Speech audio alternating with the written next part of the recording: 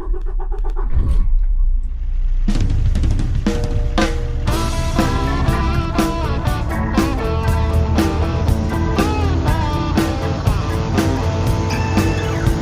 would be a pretty short day of work for operator Josh Gentry, starting at a leisurely 10 a.m. in Fort Payne, Alabama, outside the Quality Inn there in town, where Gentry met me to get rolling. We started the day in his Chevrolet, en route to the site of an old car dealership in town that, since the mid-1980s, has been the home base of the fan club for longtime country rock group Alabama. Josh Gentry is son of one of the last two founding members in the band, bassist and harmony singer Teddy Gentry.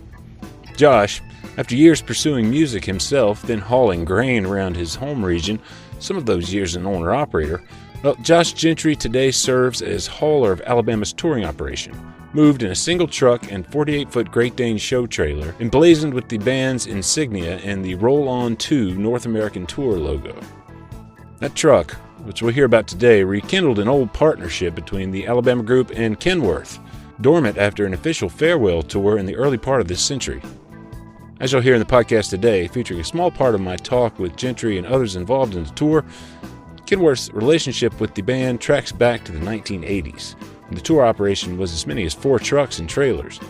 The band was at the height of its popularity with big hits like Mountain Music, Tennessee River, and yes, Roll On 18-wheeler. Their music was the soundtrack to the childhood of many a man or woman my age, that's sure. Josh Gentry's too, of course, even more so. He's come full circle now with his involvement in this tour. I'm Todd Dills, your host for this edition of Overdrive Radio, trucking along with Alabama. By 11 a.m. last week, Thursday, July 18th, we were pulling out with a very lightly loaded trailer toward Nashville, where Alabama was set to play at the massive Bridgestone Arena Friday night. The routine is we'll pull in, I turn around at the facility, and the location that Alabama keeps all their gear is in at Soundcheck in Nashville. And the Soundcheck facility's docks are situated a very short haul across the river from downtown Nashville, near the arena. We'd eventually arrive at Soundcheck shortly after 2 p.m. to load gear with a team comprised in part of tour manager Jeff Davis, veteran stage manager Bob Harr, and others.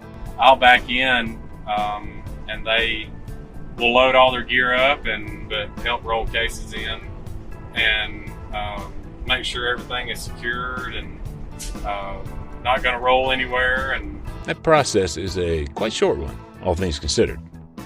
For load in and everything, we'll be there today we'll only be there for about 45 minutes total.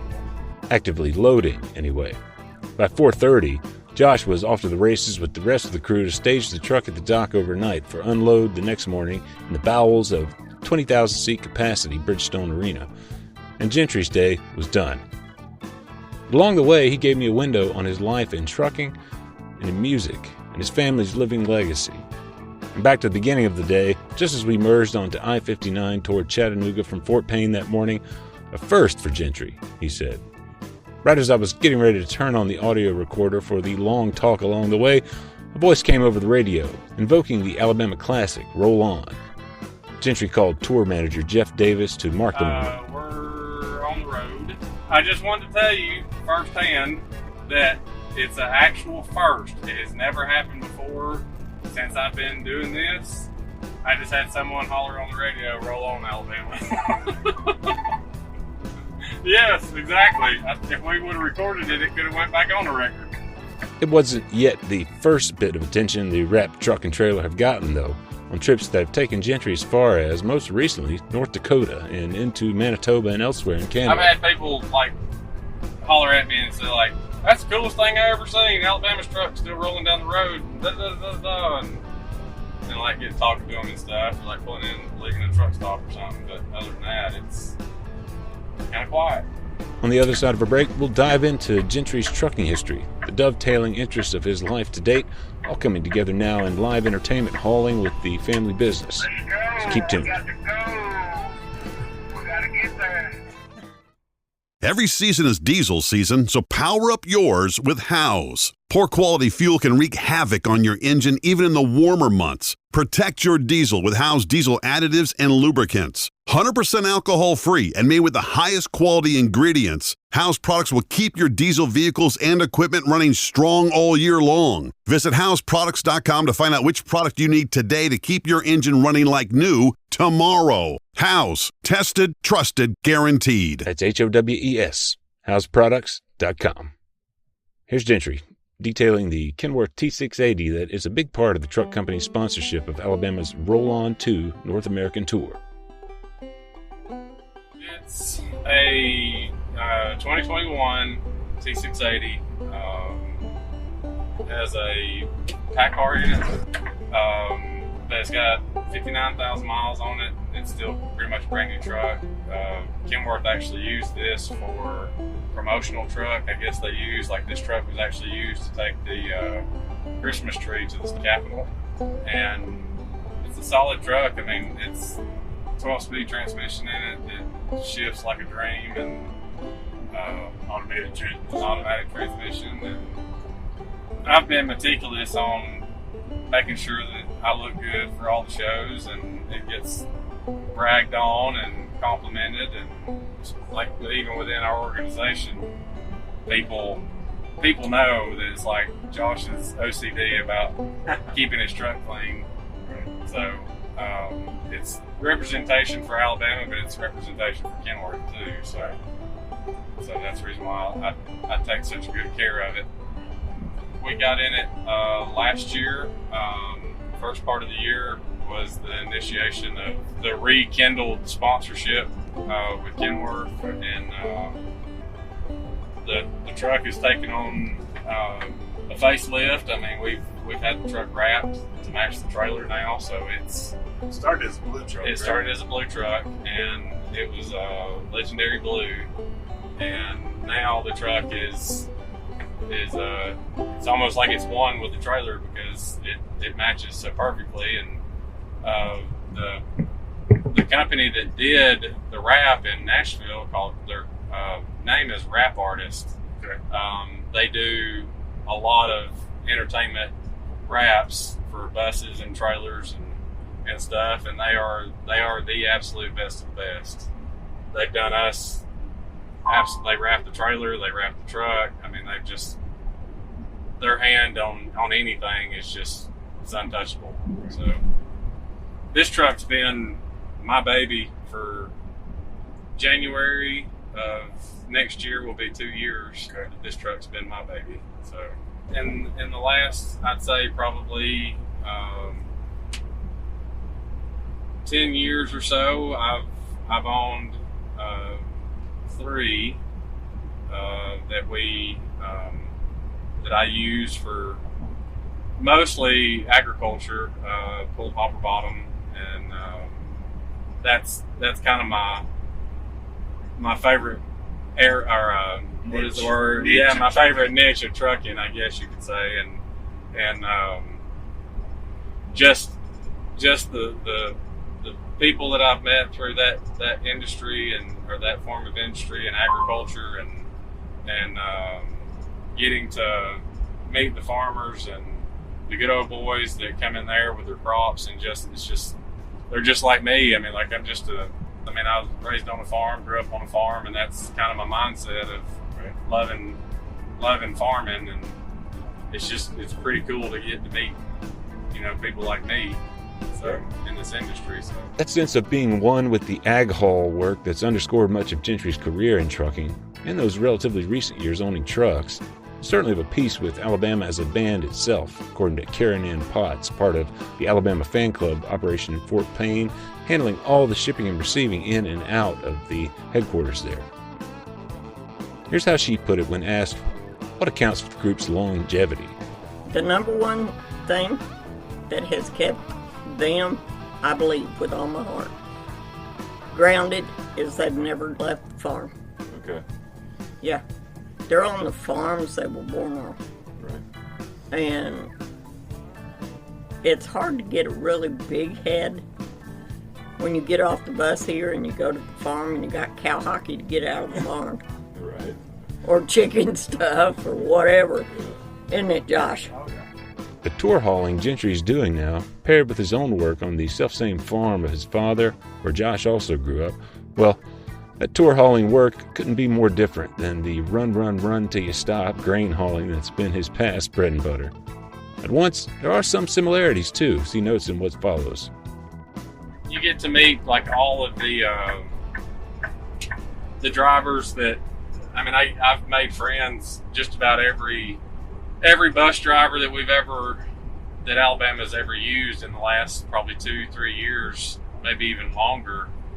It's just the drivers in general that I've just seem to gravitate to, because that's the livelihood that I love, and so I just relate to them, and we'll get to talking about everything that life throws at us. So I mean, it's amazing, and like I said, I've made some really, really good friends with drivers in this industry.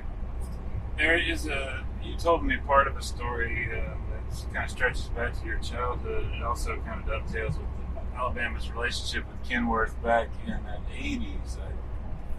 It seems to be like a foundational moment for you in terms of your attraction to trucks in general as a young kid, and then eventually what you ended up doing with the trucks that you've owned and what you're doing today.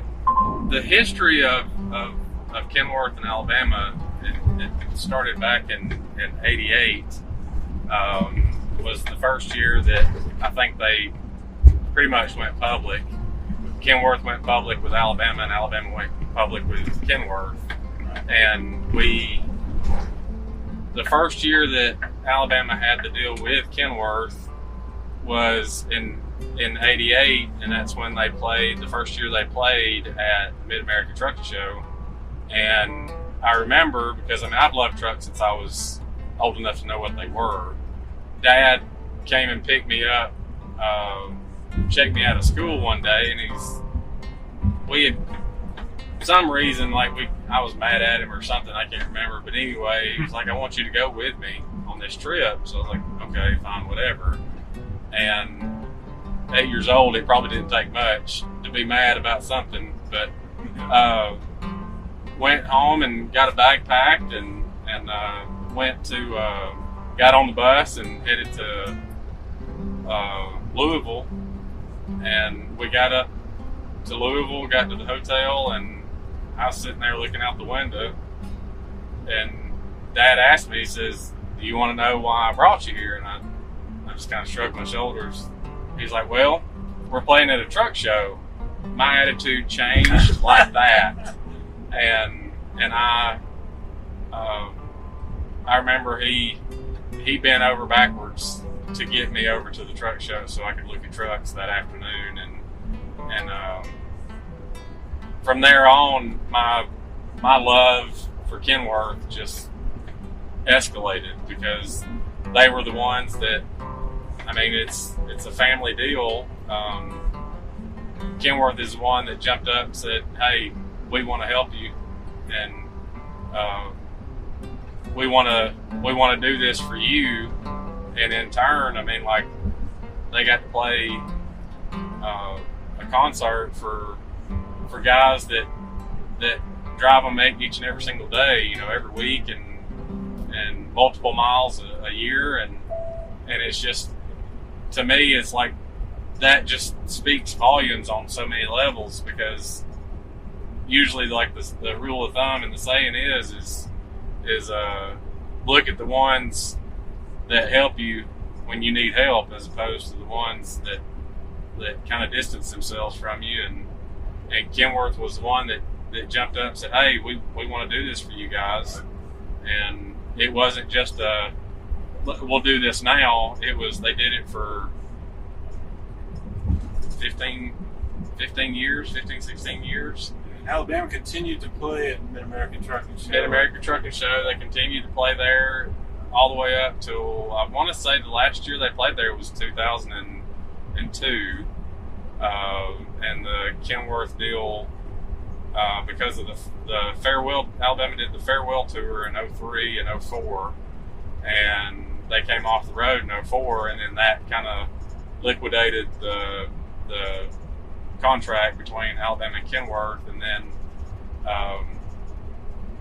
they still kept like, it's kind of like it was a good, healthy, like Alabama decided they needed to take a break and respectfully, after doing it for so many years. And then Kenworth was right there when Alabama said, "Hey, we need you."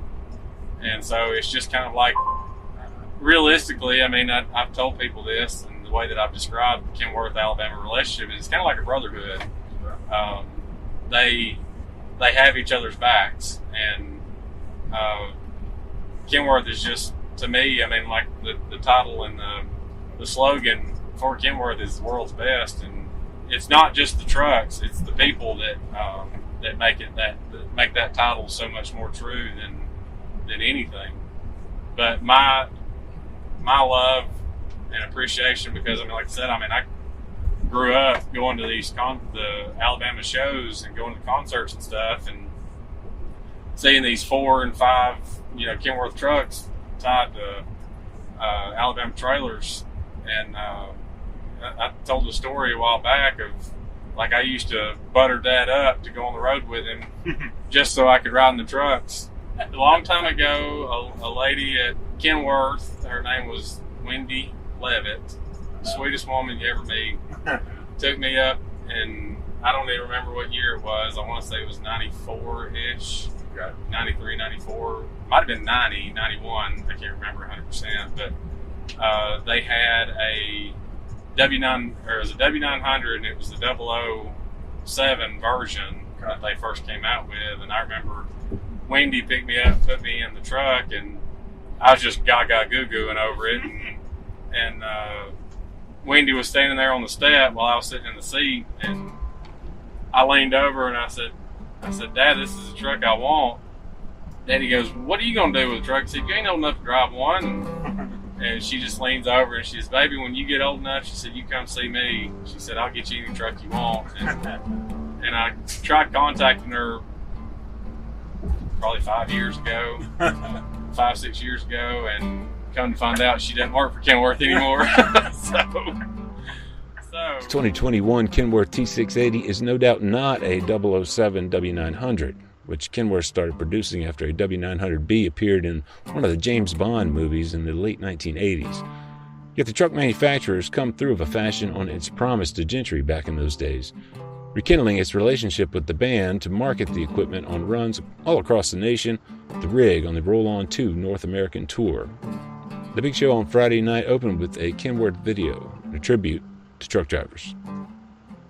It's amazing all those years that we would go to Louisville when I was a kid.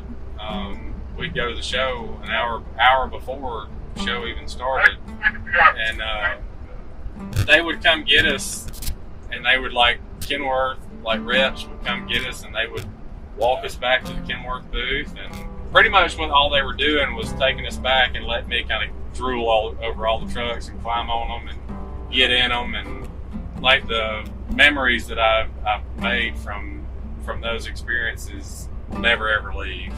Like, I don't care what I go through. I mean, those are things that I'll always remember. What happened between there? You pursued music yourself for a while. I did. I moved to Nashville in 2005 and moved to Nashville with the mindset that I was going to pursue music and step away from farming and trucking. And I have a God-given ability to play drums. I've never had a lesson before in my life, and I just picked it up as a kid and moved to Nashville and went through probably 2 or 3 different rounds of finding guys to really, I guess, push the idea of my idea of wanting to do a group style thing. Sure. Kind of follow in the footsteps of Alabama, and because I feel like bands are kind of few and far between anymore, because you've got so many solo artists, and you got duos and you got some trios, but for the most part, I mean, you don't hear much of band names anymore. Through some trials and errors and stuff, I chose to move back home and pursue. It's about 8.5, 9 years of working in the music industry and I worked at 2 record labels and 1 publishing company. Did that for almost 9 years, and moved home and started going back to my normal routine because I started working on the farm when I was 16, and I did it as a summer job. And then we at that time, back in those days, we were kind of a big operation, and at one point we probably had, I'd say, close to 4,000 acres of land, a mixture of lease and a mixture of our land, and we were running around 1,400 head of cows. Wow. And then my cousin, they farm about 2,000, 2,500 acres of row crop land, and that's when I first got my sampling of pulling a hopper bottom and going to the mills and stuff and meeting the people there is kind of what was the thread that sewed the needle, or the thread that's there we go, somewhere in that neighborhood. But that was my dabble with it, and I was hooked. I mean, I love pulling a hopper bottom and love getting to be in that, get to see the things that I love. It's agriculture. I love tractors. I love any kind of heavy machinery. And you bought some trucks. Didn't work out 100%. Any of them. Great experience is bad timing. Is what it boiled down to. First one was an 06. It was an 06. The motor was not doing well. No. The whole truck was not doing well. No. I've been very well taken care of. I had a 98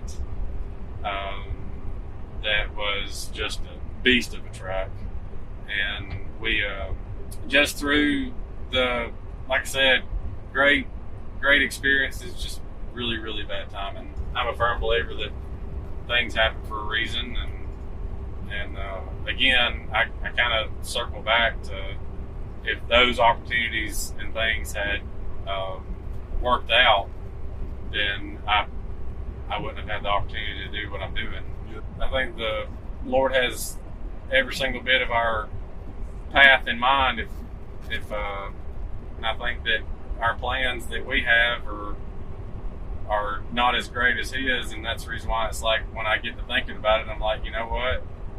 If I would have been in that situation still, this wouldn't have been presented to me because I wouldn't have been able to. Well, I mean, there is one kind of through line thread, if you will, sewn between tour hauling and grain hauling for you, and that, like as with the grain, this here is something. It kind of brings together 2 central interests of yours as well. Yes. Music and trucking. And I know it's different kind of work, though, right? It is. I mean, it's this is more a lot of logistics and planning, and a lot of what I was doing with hopper bottoms and stuff. It was run till you can't, or go till you can't, and this is, you got to get there because the show depends on it. Like if I'm not there, the show ain't gonna happen. It's more stress in a good way, but it's more critiqued, planned, defined. I mean, there's so many things that go into it. It's not just drive a truck. So there's a lot of it that, like you being here, I mean, like it's a lot of exposure. I mean, like when you're Alabama, I mean, and they've been doing it for as long as they have, and people recognize, you know, that they're doing it. They're still out doing their thing, and people see the truck and they want to come over and look at it and take pictures and stuff. So I mean, it's a lot of PR work that goes with it, not just driving a truck. So, but anybody that has any kind of truck, I mean, doesn't matter what it is. If it's a show truck, if it's just an everyday like company truck, fleet truck, doesn't matter. I mean, like they've got responsibility and obligation to be you're in the customer service business. Customer service, and because you're a rolling billboard out here. You're in the marketing business as well, particularly if you own the truck. Absolutely. You're the mouth of the company. Like, I mean, sometimes the only advertisement that people get is what you promote and how you do your job. And I think there's a big thing to these guys that do this week in, week out, and you can tell they take pride in their equipment and they want to show it off, and they want people to know that they're happy doing what they do. So I love it. I can't say it's a fun job to have. Catch views from the stage at Bridgestone from last Friday and more from my short haul with Gentry on Thursday in the post that houses this podcast for July 22, 2024 at overdriveonline.com/overdrive-radio. Stay tuned for more from the run here on the podcast, wherever you're listening. Overdrive Radio is on Spotify and SoundCloud, Apple Podcasts and YouTube, Overdrive's Facebook page, and any listening platform, really. Big thanks to you for listening.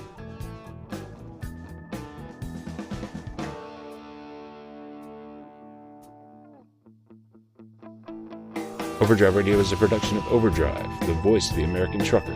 It's edited and produced by me, Todd Dills, with the acoustic guitar and heavy support of trucker-songwriter Long Haul Paul Marhofer.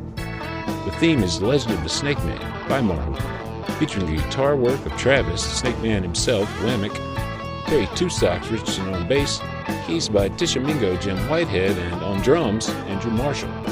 The podcast is backed up further by Overdrive's own social media coordinator Jasmine Campbell, news editor Matt Cole, executive editor Alex Lockey, and video editors Lawson Rudisell and Andrew Glenn. Until next time, keep it pro out there.